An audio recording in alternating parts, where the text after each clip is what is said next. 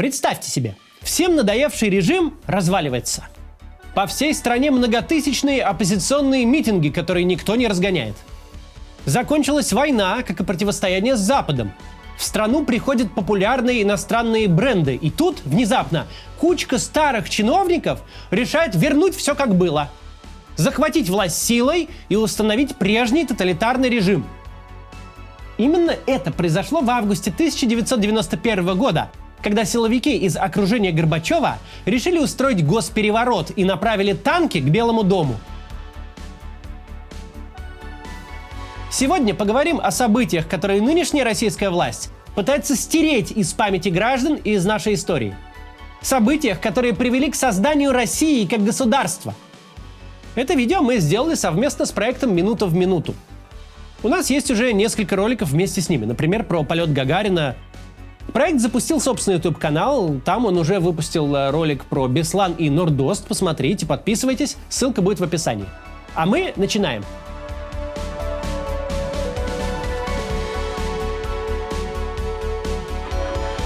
Лето 1991 года. В магазинах наконец-то исчезли очереди.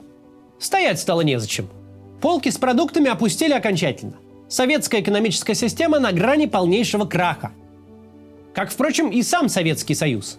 В Приднестровье, Южной Осетии и Нагорном Карабахе вооруженные столкновения грозят вот-вот перерасти в полноценные войны. Страны Балтии хотят отделиться. Зимой в Вильнюсе и Риге в результате столкновения ОМОНа с гражданским населением погибло 20 человек.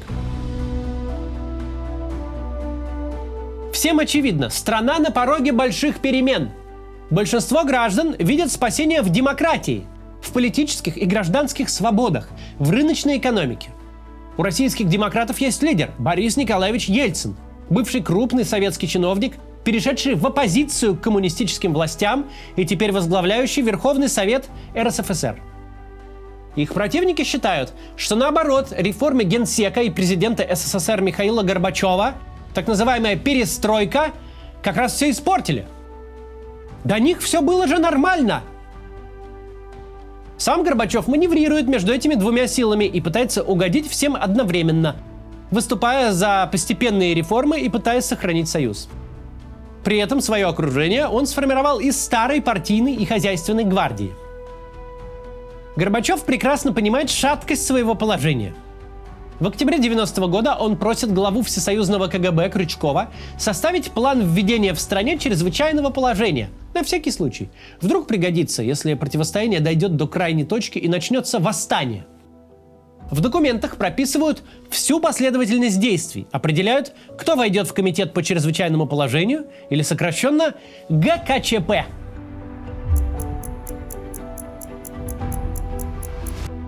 Горбачев организует всесоюзный референдум по вопросу сохранения единой страны. В нем участвуют 9 республик, кроме Балтийских, Грузинской, Армянской и Молдавской ССР.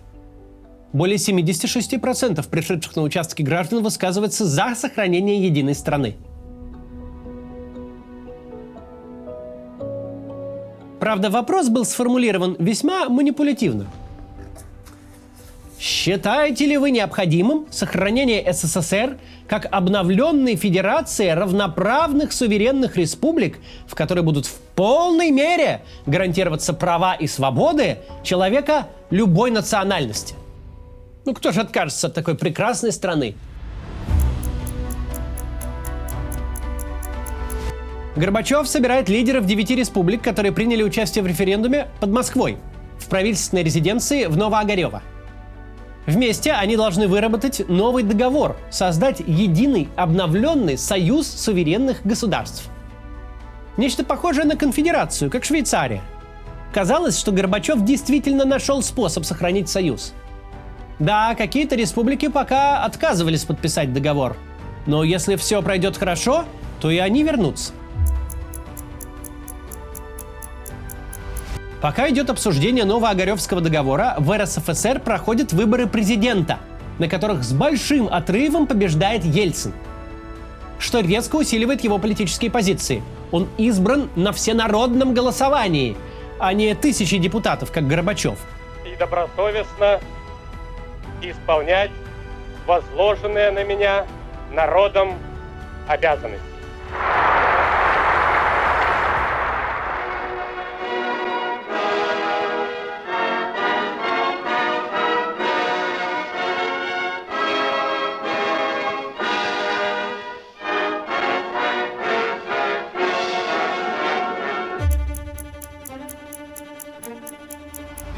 В Новоогарево Горбачев тайно встречается с Ельциным и главой Казахстана Нурсултаном Назарбаевым. Те требуют убрать из власти одиозных силовиков Крючкова, Пуга, Язова и заменить премьер-министра Павлова, а также уволить вице-президента Янаева. Горбачев соглашается. Разговор прослушивается сотрудниками КГБ. Его расшифровка ложится на стол к Крючкову. Выходец из рабочих, он пришел в органы еще в 50-е годы, работал в советском посольстве во время венгерского мятежа в 56-м. В 60-е сперва стал секретарем, а затем любимым учеником Андропова. 3 года назад он возглавил общесоюзный КГБ. Карьера Крючкова в самом расцвете. Уходить на пенсию он совершенно не собирается.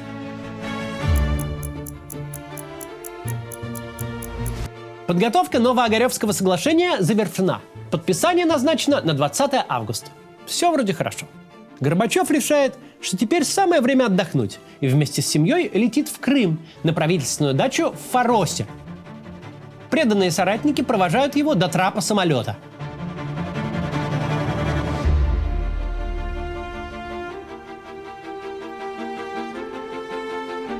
Пока Горбачев отдыхает в Крыму, Крючков в столице плетет сеть заговора. Он встречается с министром обороны Дмитрием Язовым, который тоже находится в списке подлежащих увольнению чиновников.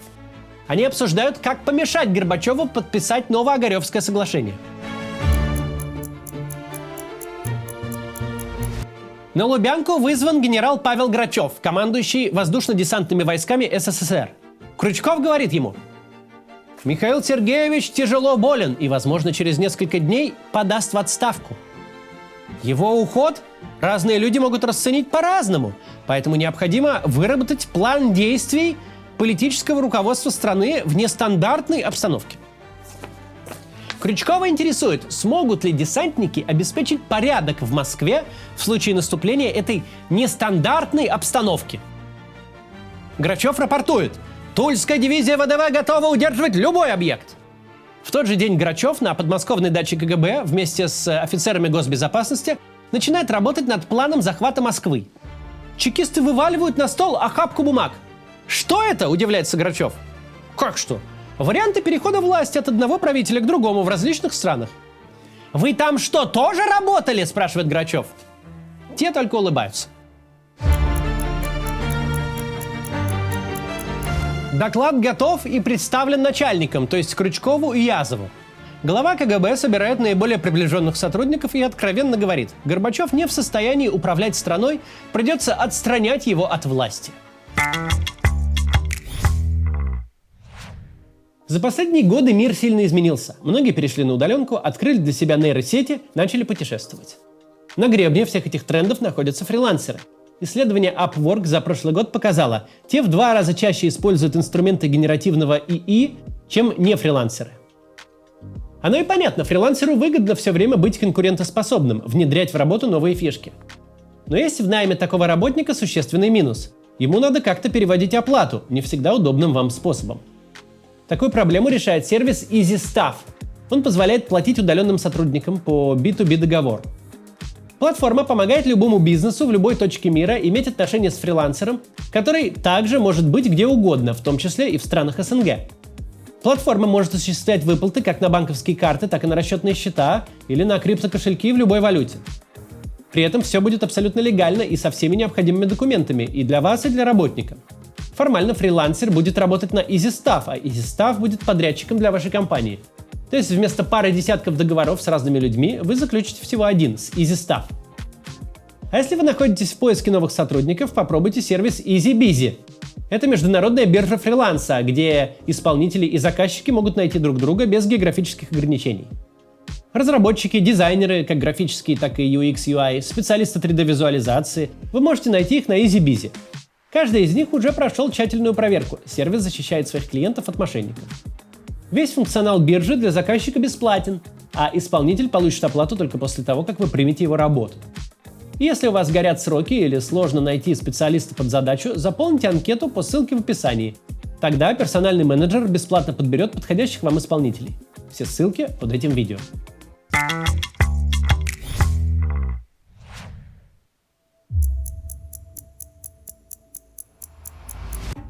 Заговор созрел окончательно. Крючков вызывает своего первого зама Агеева и начальника президентской охраны Плеханова. Агееву поручают подготовить отключение резиденции Горбачева от связи. Плеханову – физическую изоляцию этой резиденции. Крючков отдает распоряжение начальнику 7-го управления КГБ Евгению Расщепову подготовить список влиятельных общественных деятелей, подлежавших интернированию, то есть задержанию в случае введения чрезвычайного положения.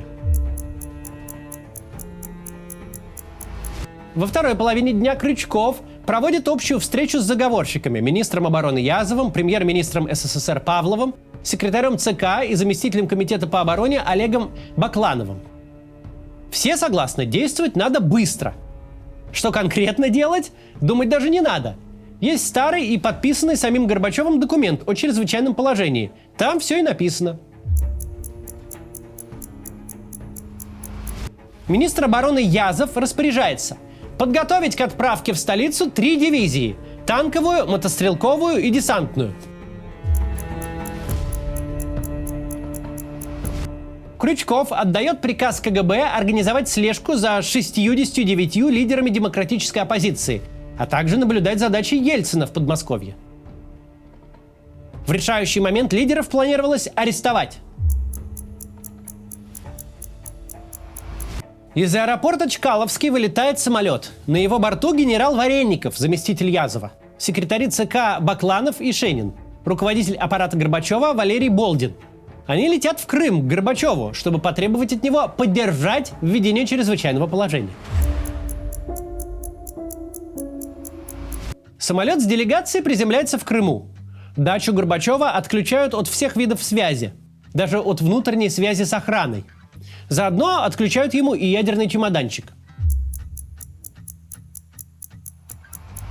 Делегация является к Горбачеву. Он взволнован. Первым делом спрашивает: «Это арест?»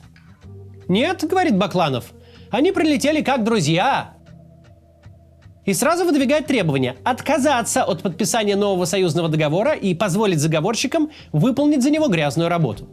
Горбачев отказывается. Все, на что он согласен, обсудить введение чрезвычайного положения на сессии Верховного Совета. Фактически Горбачев самоустраняется. Горбачев потом будет вспоминать, как на прощание он пожал заговорщикам руки. Его жена, Раиса Максимовна, церемонии соблюдать не собирается и осыпает членов делегации проклятиями. Язов вызывает к себе командующего войсками ВДВ генерала Павла Грачева и приказывает ему привести ВДВ в боевую готовность.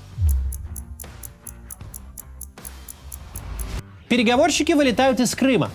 В Москву они прилетят не в лучшем виде. Язов потом расскажет: было заметно, что те выпили, чтобы как-то унять тревогу. После отказа Горбачева надежды на мирное развитие событий лопнули. Если бы заговорщики в Москве передумали устраивать переворот, отдуваться за все пришлось бы переговорщикам. Заговорщики не передумали. В Кремле, в кабинете премьер-министра СССР Павлова собираются вице-президент Янаев, глава КГБ Крючков, министр внутренних дел Пуга и председатель Верховного Совета СССР Лукьянов. Они обсуждают, как юридически оформить лишение Горбачева власти. Общее решение: Горбачева надо объявить больным. Тогда, в соответствии с Конституцией, его обязанности будет исполнять вице-президент Геннадий Янаев. Свою должность он получил в декабре 90-го года. И до того Янаева в стране буквально никто не знал. Он был совершенно непубличным партийным функционером. Впервые перед широкой публикой он предстал после назначения на пост, когда выступал в Верховном Совете. На вопрос «Как ваше здоровье?» он тогда ответил с привычным для партийных кабинетов грубым юмором: «Жена не жалуется». Публично это звучало не очень. Присутствующие образуют Государственный комитет по чрезвычайному положению, кратко ГКЧП. В его составе Янаев, как формальный лидер, Крючков, главный организатор и председатель всесильного КГБ, другие силовики, министр обороны Язов, министр МВД Пуга, также заместитель председателя Совета обороны Олег Бакланов. А еще в комитете были глава Крестьянского союза Василий Стародубцев и Александр Тизяков, президент Ассоциации государственных предприятий. По представлениям старых советских функционеров, они отвечают за послушность рабочих и крестьян. Должности-то у них подходящие. То, что эти союзы и ассоциации на самом деле не имеющая никакого влияния на людей бюрократическая фикция, функционеры не понимают. От участия в комитете отказались председатель Верховного Совета СССР Анатолий Лукьянов и министр иностранных дел Александр Бессмертных. В таком составе ГКЧП принимает постановление номер 1. В целях защиты жизненно важных интересов народов и граждан Союза СССР, независимости и территориальной целостности страны, восстановления законности и правопорядка, стабилизация обстановки, преодоление тяжелейшего кризиса, недопущение хаоса, анархии и братоубийственной гражданской войны, Государственный комитет по чрезвычайному положению в СССР постановляет. Сначала описываются репрессивные меры. Запретить любые митинги и все партии, кроме КПСС, установить контроль над СМИ. Затем идут подачки. Велено повысить зарплаты руководителям и конкретным группам граждан, улучшить снабжение дошкольных учреждений, а также обеспечить всех желающих 15 сотками для садово-огородных работ. После чего описывается план действий на будущее. Новая власть намерена проводить некие конкретные меры в борьбе с разбазариванием народного добра. В представлении путчистов страну спасет инвентаризация. Мол, в магазинах пустые полки не потому, что социалистическая экономика развалилась, а потому что какие-то спекулянты прячут народное добро в закромах. Надо им устроить продразверстку.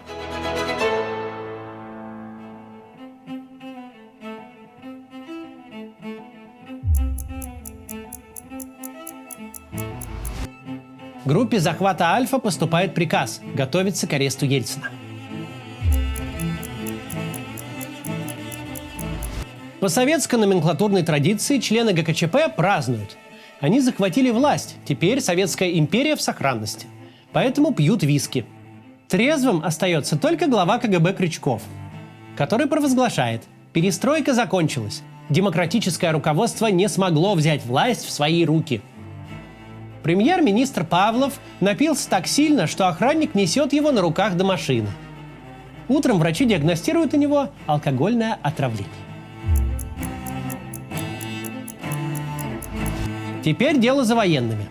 Нужно взять под контроль инфраструктуру. Язов приказывает десантникам занять аэродром в Тушино и Останкинскую телебашню. Следом принимаются и другие решения. Арестовать все руководство РСФСР, отключить от вещания лояльное ему российское телевидение. Сегодня это «Россия-1». Спецназ окружает телецентр Останкино. Вооруженные солдаты блокируют входы и выходы.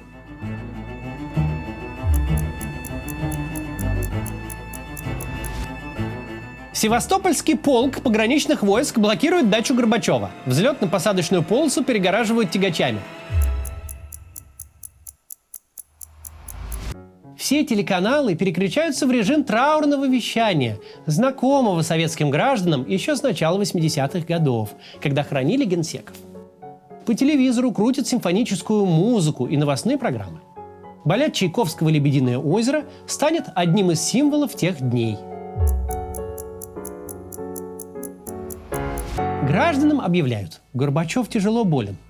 Его заместитель Янаев принял на себя президентские полномочия. Любые митинги, концерты и массовые собрания отменяются.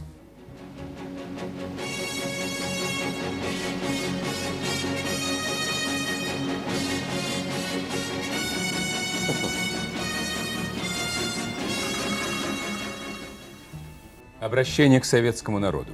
Соотечественники, граждане Советского Союза. В тяжкий, критический для судеб Отечества и наших народов час обращаемся мы к вам. Над нашей великой Родиной нависла смертельная опасность. Начатая по инициативе Михаила Сергеевича Горбачева политика реформ, задуманная как средство обеспечения динамичного развития страны и демократизации общественной жизни, в силу ряда причин зашла в тупик. На смену первоначальному энтузиазму и надеждам пришли безверие, апатия и отчаяние. Ответственность за спасение путчисты возложили на себя, а граждан призвали оказать поддержку, чтобы положить конец нынешнему смутному времени. Подмосковная Архангельская, дача президента РСФСР. Дочь Ельцина, Татьяна, будет отца. «Папа, вставай, переворот!» Тот бросается к телефону и вызывает к себе все руководство Российской Республики. Премьер-министр Силаев, глава Верховного Совета РСФСР Хасбулатов и мэр Ленинграда Собчак отдыхали неподалеку. Через 20 минут они уже были на даче в Архангельском. Вместе они составляют воззвание к России и международному сообществу, а Татьяна печатает его на пишущей машинке. Затем документ отправляют факсом иностранным журналистам и «Эхо Москвы». Группа захвата «Альфы» продолжает вести наблюдение за дачей.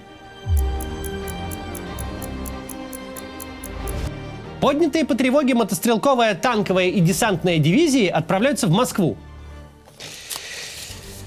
В общей сложности более 3800 человек, 362 танка, 279 боевых машин пехоты, 148 бронетранспортеров. Независимое радио «Эхо Москвы» сообщает: на Москву идут танки.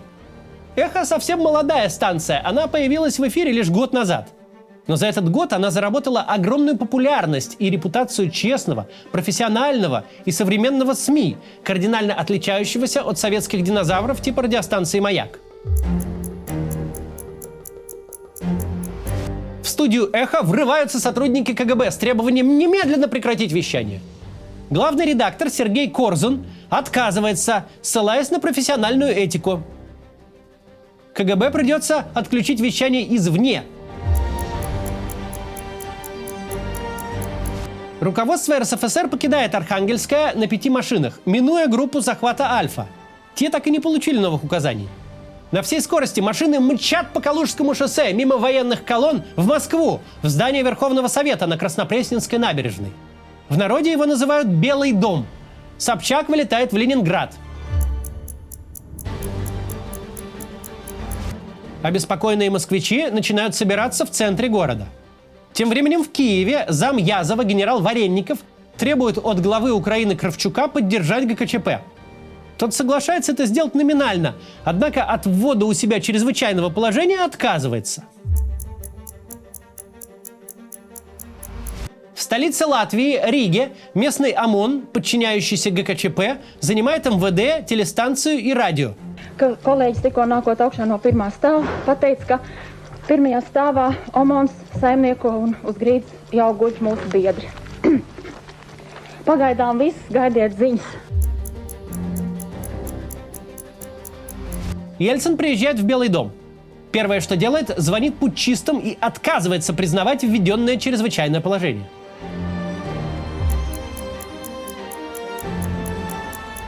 Войска занимают центр столицы. Спецназ блокирует подходы к Кремлю со стороны Манежной площади. Перед Белым домом выстраиваются танки. Следующий пункт программы путчистов – задобрить людей дефицитными товарами. В некоторых магазинах в Москве появляется еда. Путчисты уверены, что все идет по плану.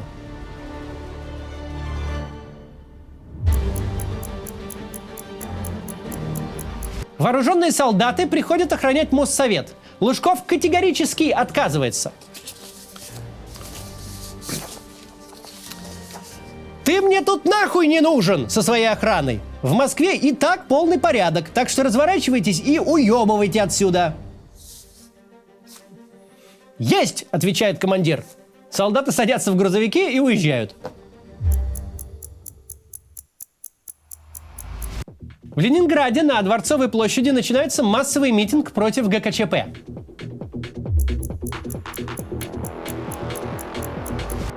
На Манежной площади начинается стихийный митинг. С балкона гостиницы «Москва» Жириновский пытается агитировать за ГКЧП. Публика реагирует плохо.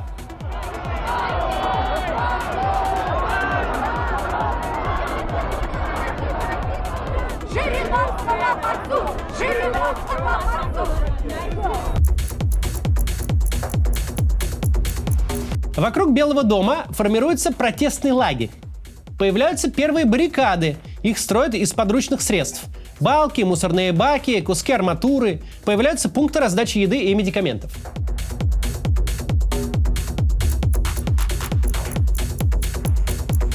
Сформировались 3 очага сопротивления. Под стенами Белого дома, на Манежной площади и на Тверской улице у Моссовета. Здесь тоже возводят баррикады под руководством Юрия Лужкова.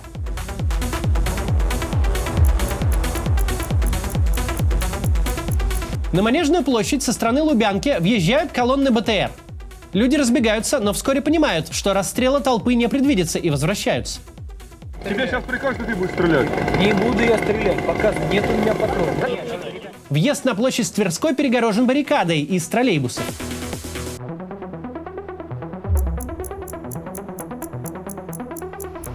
Несколько танков Таманской дивизии, отправленные блокировать Белый дом, переходят на сторону российской власти. На один из этих танков залезает Борис Ельцин и зачитывает указ, объявляющий ГКЧП на территории РСФСР вне закона. Тихо! Тихо, ребята! Тихо! Я зачитываю обращение. Гражданам России. В ночь с 18 на 19 августа 1991 года отстранен от власти законно избранный президент страны. Какими бы причинами не оправдывалось это отстранение, мы имеем дело с правым реакционным антиконституционным переворотом. Все это заставляет нас объявить незаконным пришедший к власти так называемый комитет.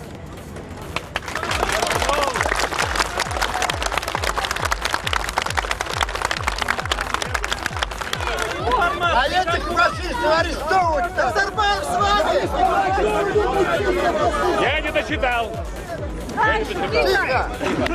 Не сомневаемся, что мировое сообщество даст объективную оценку циничной попытки правопереворота. Президент России Ельцин, председатель Совмина России Силаев, исполняющий обязанности председателя Верховного Совета России Хасбулатов 19 августа, 9 часов утра.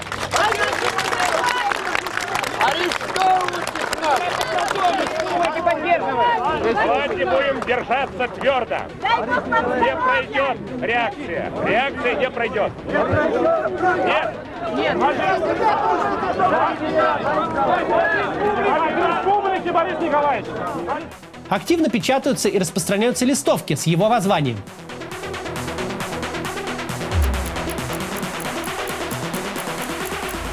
БТРы стоят на Манежной площади в ожидании дальнейших приказов. Люди, осмелев, залезают на броню, общаются с солдатами. Те растеряны, прячут лица. Некоторые говорят, что стрелять по людям не будут. Манежная переполнена. Вскоре толпа, не менее 80 тысяч человек, направится в сторону Белого дома, парализуя движение очередной колонны БТР. По официальному телевидению крутят новости о том, как весь советский народ в едином порыве поддерживает членов ГКЧП. Восприняли обращение руководства страны рабочие столицы Литвы. Ну, лично я это восприняла очень и очень положительно. Я вообще считаю, что это сделано довольно-таки поздно. Все это надо было делать гораздо раньше. Вся исполнительная власть практически в Советском Союзе развалена. Так что введение этого чрезвычайного положения, это, я считаю, своевременно. В Эстонию начинают прибывать подразделения десантников. 2 колонны грузовиков и БТР пересекли границу Эстонии.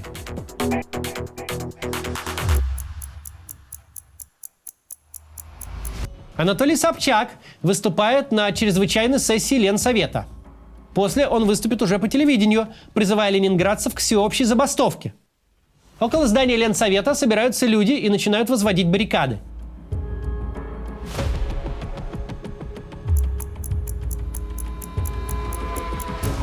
К Белому дому подъезжают части ОМОНа и пожарные машины. Чтобы им помешать, люди начинают разбирать мостовую. В то же время правительство Эстонии публично поддерживает Ельцина и его призыв начать всеобщую забастовку. Жителей призывают собраться у зданий радио, телевидения и Дома печати, чтобы помешать вторгнувшимся войскам захватить СМИ. Ельцин издает указ о переподчинении власти. Теперь все союзные органы на территории РСФСР должны подчиняться ему. За исполнение распоряжения ГКЧП введена уголовная ответственность. Ельцину удается связаться с президентом США Джорджем Бушем и заручиться международной поддержкой.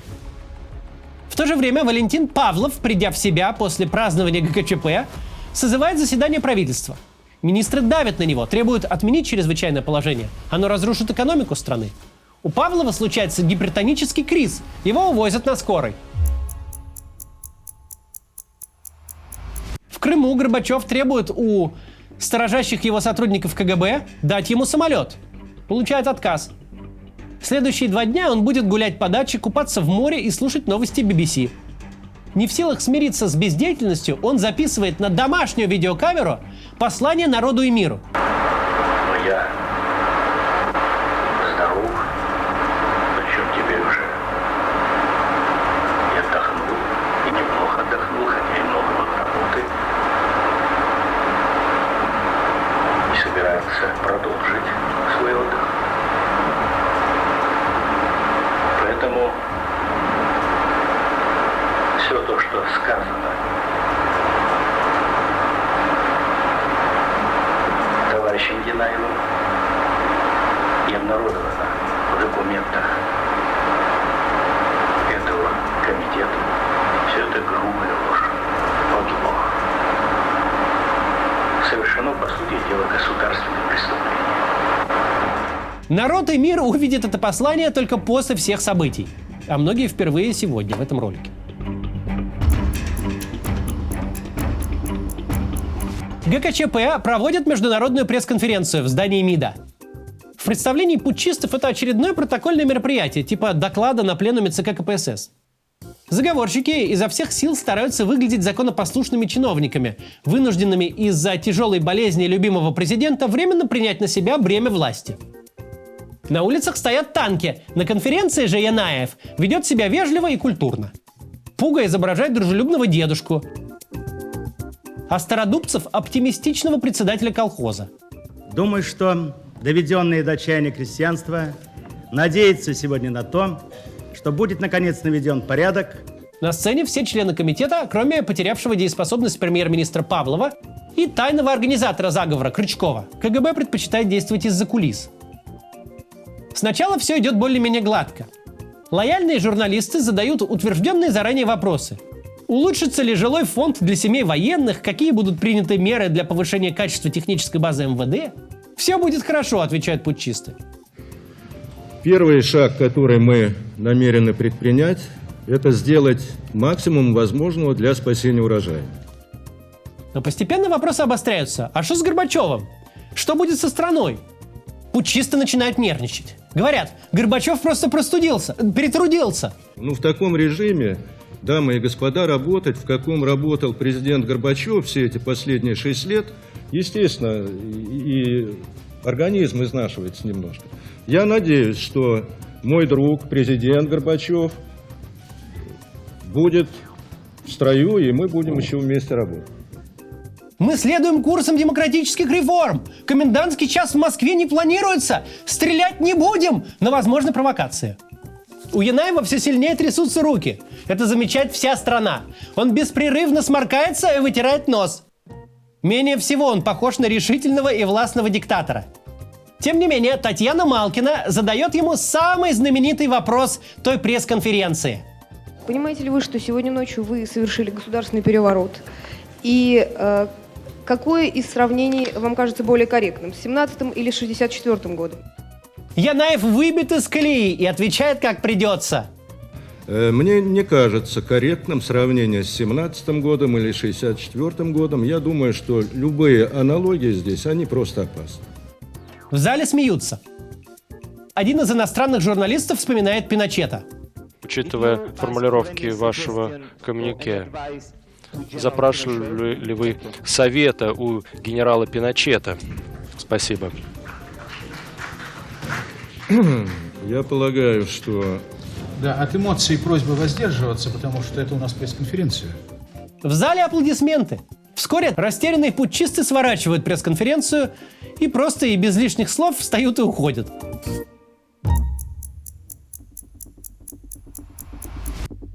С контролем над СМИ тоже не все идет гладко.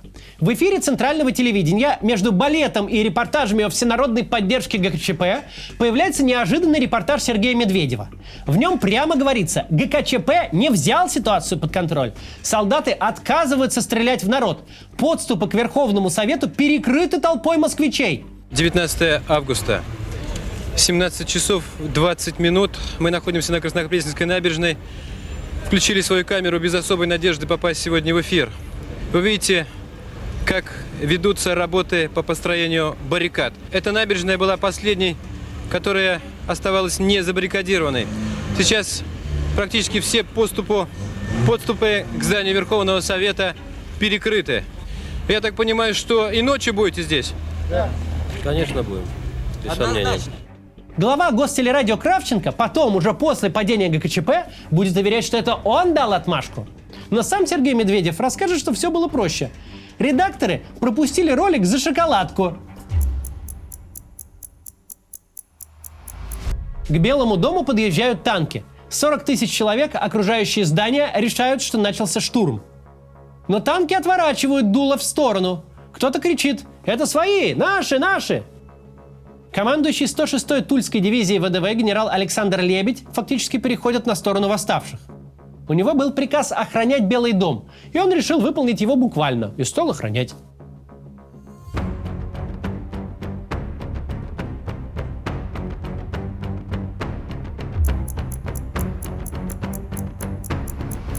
У Белого дома формируются отряды самообороны. В них уже тысячи людей. На всякий случай раздают противогазы. Организацией в основном заведуют ветераны афганской войны. Звонят из больниц. Там освободили реанимационные отделения, чтобы принимать пострадавших. В это же время в Москву возвращается заместитель Язова генерал Варенников, сторонник жестких силовых действий. Он садится в машину и просит шофера покружить по центру города. Вокруг Дома Советов РСФСР собралась поддавшая на халяву многотысячная пьянь.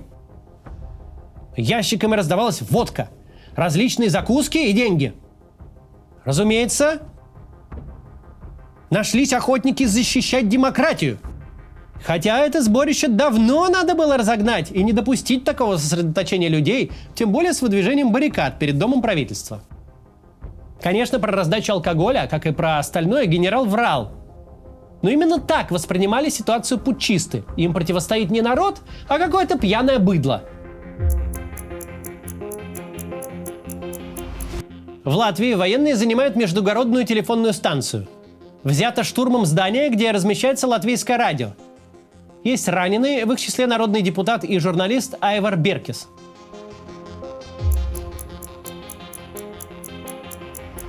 Баррикады у Белого дома становятся все выше.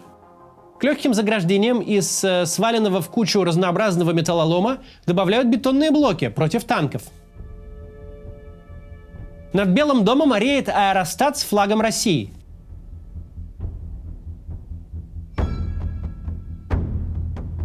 На баррикадах можно увидеть и известных людей. Например, рок-музыкантов Гарика Сукачева и Константина Кинчева. Они играют для защитников Белого дома с крыши одного из троллейбусов. Привет передаю, кстати, борцам с чекистами Кинчеву и Сукачеву. Премьер Павлов помещен в больничный стационар. Его обязанности переходят к его первому заму Дагужиеву. Тот устраняется от принятия решений. Правительство СССР начинает выходить из-под контроля ГКЧП. Путчисты наконец понимают, переворот идет не по плану. На экстренном совещании в Кремле они принимают постановление номер 2. В полном соответствии с бюрократической логикой, если одна бумажка не сработала, нужно издать новую, вторую, уточняющую. Теперь запрещаются вообще все газеты в стране, кроме нескольких максимально подконтрольных. Очевидно, путчисты считают, что все беды от свободной прессы. История о нескольких танках «Лебедя», перешедших ночью на сторону Белого дома, превращается в слух о том, что на защиту демократии перешла целая Тульская дивизия. 400 тысяч воодушевленных москвичей идут к Белому дому. Начинается митинг, выступает Ельцин.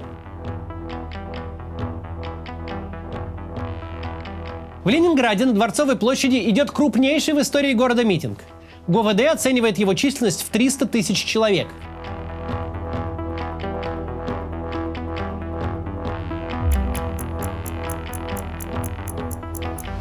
В руководстве Союза намечается сильный раскол. Те, кто вчера занимал выжидательную позицию, теперь отказываются поддержать ГКЧП. Министр заявляет о непричастности. Члены Совета Безопасности Евгений Примаков и Вадим Бакатин распространяют заявление, что Горбачев здоров. Раскол намечается не только на верхних уровнях власти. Средней руки чиновник Ленинградской мэрии, глава комитета по внешним связям Владимир Путин, подает рапорт об увольнении из КГБ. Сотрудники товарно-сырьевой биржи со словами «Господа, будем же господами» снимают в операционном зале 125-метровый бело-сине-красный флаг и идут с ним через Красную площадь к Белому дому. Это известный нам триколор, который еще в дореволюционной России был основным торговым флагом страны. Биржевики выносят длинный флаг на улицу и, минуя здание КГБ на Лубянке, в сопровождении мигом собравшейся толпы направляются в сторону Белого дома. Радио «Эхо Москвы» возобновляет вещание.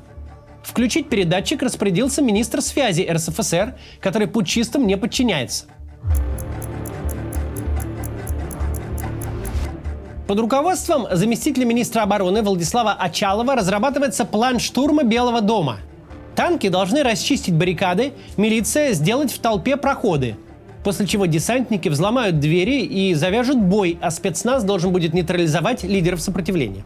По расчетам путчистов, до 1000 человек погибнет. Генералы хотят штурмовать ночью. Ключевая роль отводилась группе «Альфа», но приказ об участии в штурме отдается устно, что вызывает сомнения у командира «Альфы» Виктора Карпухина. Он помнит, как при столкновениях в Вильнюсе в январе 1991 года силовикам также дали устное распоряжение.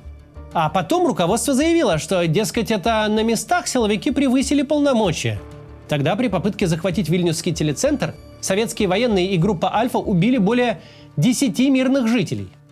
А те же самые Язов и Пуга сделали вид, что ничего об этом не знали и никаких приказов не отдавали. Становиться козлами отпущения никто в этот раз не хочет. Руководство Эстонии объявляет о выходе республики из состава Советского Союза.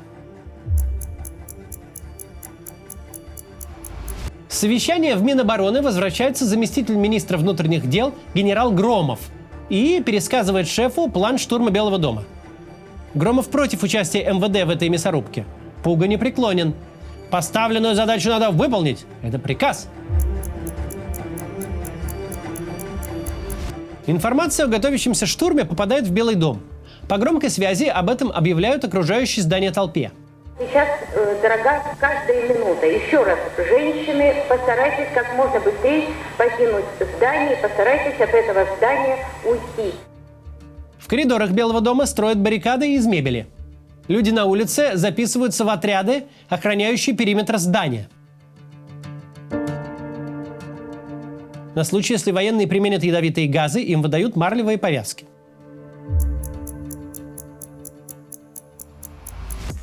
Ельцин объявляет себя верховным главнокомандующим вооруженными силами на территории РСФСР. Предполагалось, что это решение вызовет у военнослужащих сомнения в правильности приказов ГКЧП. Поддержка Ельцина по всей стране растет. Митингует не только Ленинград, но и Свердловск, Владивосток, Петрозаводск. Массовый митинг против ГКЧП начинает оппозиция в Беларуси. Войска верной ГКЧП удерживают отдельные здания в Таллине, Риге и Вильнюсе, а также блокируют выезды из Кишинева.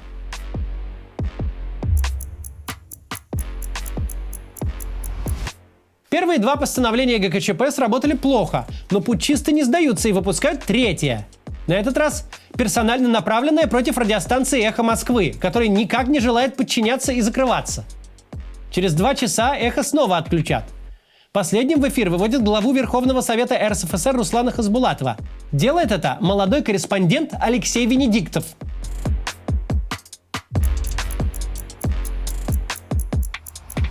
Командующий ВДВ Грачев встречается с представителем Ельцина и заявляет, что армия не будет проливать кровь.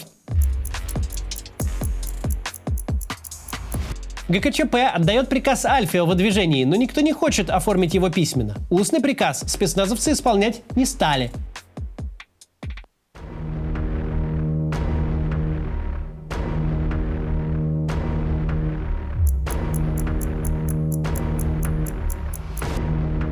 Но военные по-прежнему следуют приказам. 9 боевых машин пехоты движутся по Садовому кольцу, патрулируют окрестности. Ими командует капитан Суровикин. Офицер, который войдет в историю как сначала сирийский мясник, потом генерал Армагеддон, а потом как генерал, потерявшийся куда-то после мятежа Пригожина. Колонна Суровикина подъезжает к тоннелю. Путь преградила баррикада из машин. Военные идут на таран. На выезде из тоннеля более сложная преграда – троллейбусы, стоящие в несколько рядов. Суровикин решает прорываться. В военных кидают камни, летят бутылки с зажигательной смесью. 6 бронемашин прорываются, а 7-я оказывается заблокирована сдвинутыми троллейбусами. На нее запрыгивают молодые люди, они набрасывают брезент на окошко для водителя. Водитель дергается, врезается в стену, от удара открывается люк. На броне в это время находится 22-летний ветеран-афганец Дмитрий Комарь. Он кричит солдатам, чтобы те остановились, однако БМП снова дергается. Комарь падает и разбивает голову насмерть. Машина продолжает таранить технику и тащит за собой тело Дмитрия. Толпа кричит «Убийцы!». Сволочь! Сволочь! Что ты наделал, скотина? Машину обливают бензином и поджигают. Солдаты ведут предупредительные выстрелы. Однако одна из пуль рикошетит и убивает 38-летнего Владимира Усова. От другой пули погибает еще один протестующий – 28-летний архитектор и поэт Илья Кричевский. Маршалу Язову докладывают о первой пролитой крови. Он уже знает, что силы КГБ и МВД от участия в штурме отказались. В одиночку Язов отдуваться не хочет и приказывает остановить движение армии в сторону Белого дома. Защитники Белого дома о решении Язова не знают и готовятся к штурму. Отряды, вооруженные марлевыми повязками, расставлены вдоль периметра здания. По громкой связи из Белого дома им дают инструкции. Когда начнется штурм, люди должны встать перед войсками, сцепившись руками. Не слишком трезвый Рудской вдруг кричит, что нужно заливать мочу в пустые консервные банки, чтобы швыряться ими в солдат. Но его быстро оттаскивают от микрофона. Сопротивление должно быть мирным. Других вариантов все равно нет. У перешедших на сторону Ельцина танков отсутствуют боекомплекты. Стрелковое оружие есть только у немногочисленных милиционеров, находящихся внутри Белого дома. Постановление ГКЧП номер 3 тоже не подействовало. Ночью в эфир возвращается радиостанция «Эхо Москвы». Звукоинженеры соединяют студию с передатчиком по обычному телефону. «Эхо» снова рассказывает в прямом эфире о происходящих на улицах Москвы событиях. В Кремле готовится очередное заседание ГКЧП. Снуют люди. Кто-то постоянно подбегает к Янаеву с документами на подпись. Он сидит за столом, много курит и совершенно не обращает внимания на происходящее. Затем отдает распоряжение начать совещание. Язов на него не пришел. Заместители передают его слова. «Скажите им, что армия выходит из игры». К Белому дому отгоняют 8 из 9 БМП, которые принимали участие в трагедии на Садовом кольце. На них вперемешку сидят солдаты и защитники. К месту трагедии в тоннеле жители Москвы несут цветы. Постепенно оно превращается в стихийный мемориал.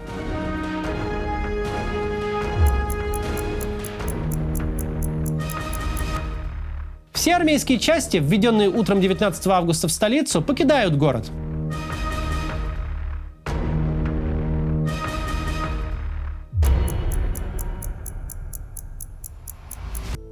Путчисты уговаривают Язова вернуться в ГКЧП. Тот отказывается.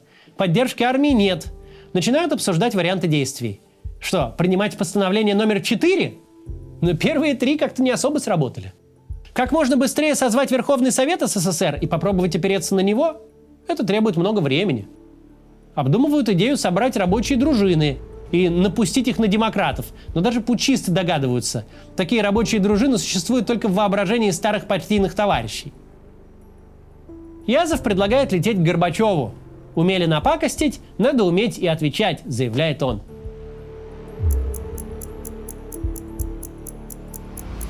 Группа «Альфа» получает приказ отправиться на улицу Демьяна Бедного и снова закрыть радиостанцию «Эхо Москвы». Это было единственное задание, выполненное «Альфой» за 3 дня путча.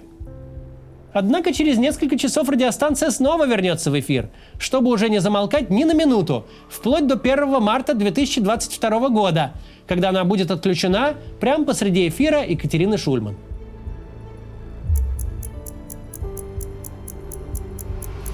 В Белом доме открывается сессия Верховного Совета РСФСР. Собрание начинается с минуты молчания в память о погибших. Депутаты принимают решение арестовать членов ГКЧП. Дни этой хунты сочтены, и они должны быть отстранены. Этот комитет должен быть распущен, а все его 8 членов преданы суду.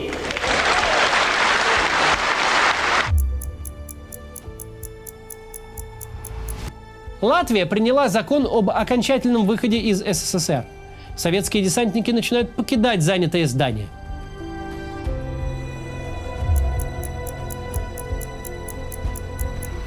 В аэропорт Внуково отправлено 50 сотрудников МВД РСФСР, чтобы арестовать путчистов. Однако те успевают улететь.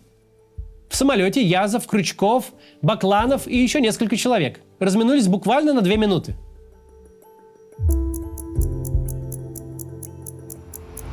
Путчисты прилетают в Форос, однако Горбачев отказывается их принимать и требует восстановить связь. Первым делом он звонит в Москву и отменяет все указы ГКЧП, которые и так, по факту, уже недействительны. К этому времени из Внуково для ареста путчистов уже вылетела группа офицеров во главе с вице-президентом РСФСР Александром Рудским. В Кремле Янаев подписывает, в общем-то, уже бессмысленный приказ о роспуске ГКЧП. Толпа собирается на Лубянской площади у памятника Дзержинскому. Люди скандируют «Долой КПСС!». Демонстрации идут не только в Москве, но и в Барнауле, Свердловске, Ростове-на-Дону и Калининграде.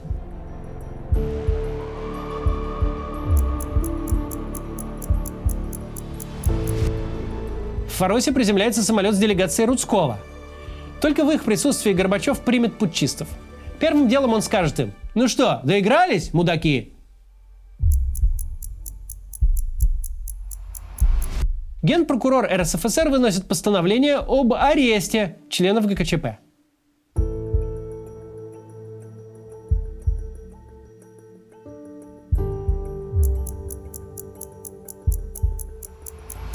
Самолет с Горбачевым приземляется во Внуково.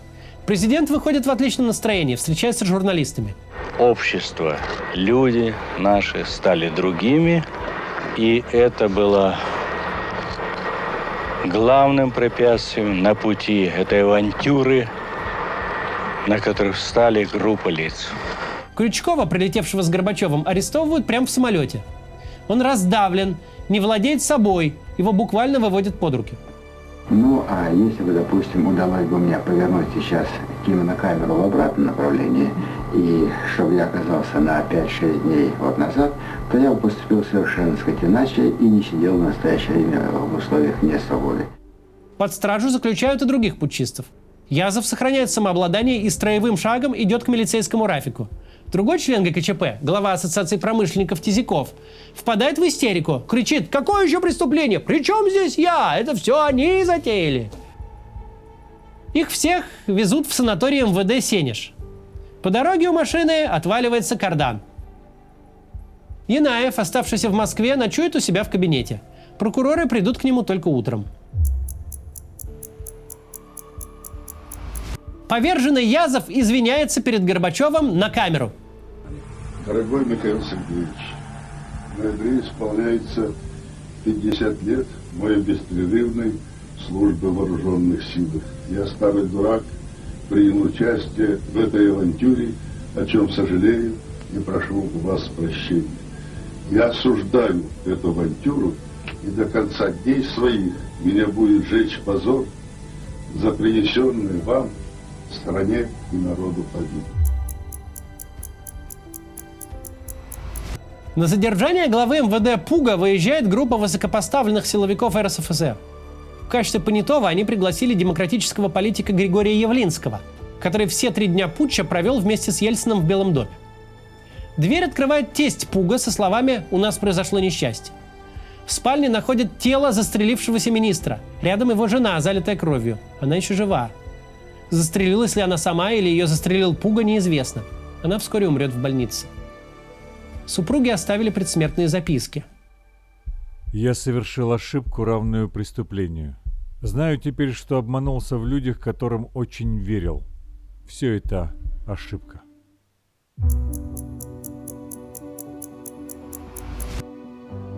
У Белого дома начинается митинг победителей. Люди заполнили всю площадь и прилегающие улицы.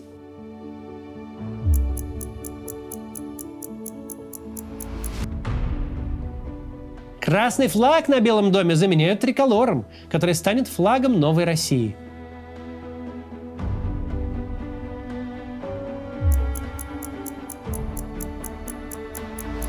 Толпа заполняет Лубянскую площадь, где у здания КГБ стоит памятник Дзержинскому. Здание начинают расписывать граффити. Мемориальную табличку Андропову украшают свастикой. Люди обсуждают, как бы им снести 11-тонный памятник основателю советских спецслужб. В здании КГБ забаррикадировались испуганные сотрудники. Статую оплели веревками. На голове и в правой руке Дзержинского закрепляют металлический трос. Другой конец цепляют к ОМОНовскому автобусу. Памятник пытаются повалить, но веревки лопаются, трос опасно натягивается. На Лубянке по-прежнему пытаются снести Дзержинского. Депутаты Моссовета докладывают мэру Гавриилу Попову. В любой момент могут погибнуть люди. Тот обещает прислать технику и подписывает постановление о сносе памятника. Митингующие ждут. Артисты театра Ленком пытаются разрядить обстановку, читают стихи, поют песни.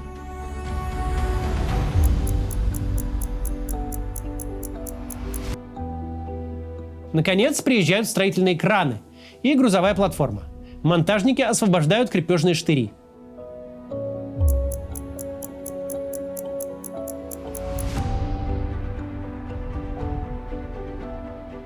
Краны цепляют статую стальными тросами.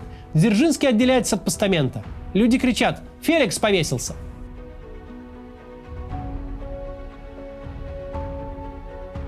Августовский путч был организован людьми, которые не понимали, что за пределами их кабинетов может быть какая-то самостоятельная жизнь. Что источники власти могут быть не циркуляры и бюрократические постановления, а народная воля. Что грозные указы могут превратиться в не имеющие никакой силы бумажки. Танки могут перестать стрелять, а солдаты могут перейти на сторону народа.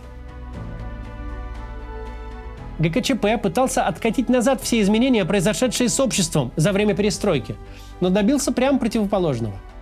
Шанс с помощью Новоогаревских соглашений сохранить СССР хоть в какой-то форме рухнул.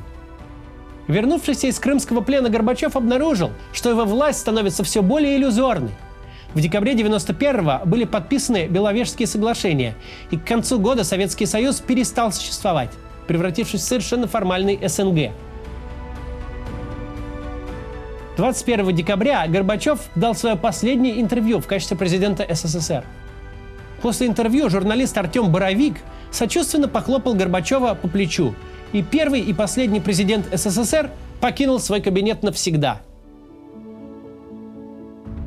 Августовский путч стал отправной точкой формирования новой России.